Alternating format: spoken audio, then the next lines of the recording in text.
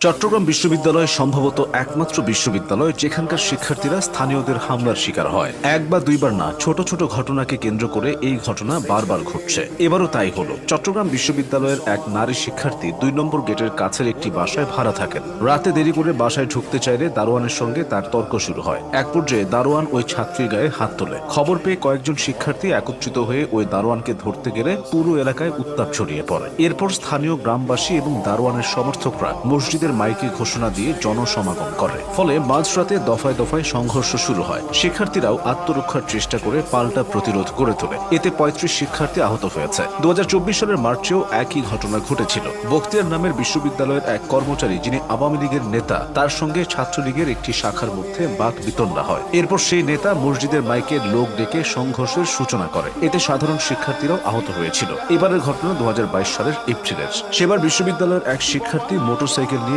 ১ নম্বর rail crossing যান। এ সময় এক সিএনজির সঙ্গে সেই মোটরসাইকেলের ধাক্কা লাগে। ওই চালককে সাবধানে সিএনজি চালাতে বললে চালকদের সঙ্গে সেই শিক্ষার্থীর কথা কাটাকাটি হয়। এক পর্যায়ে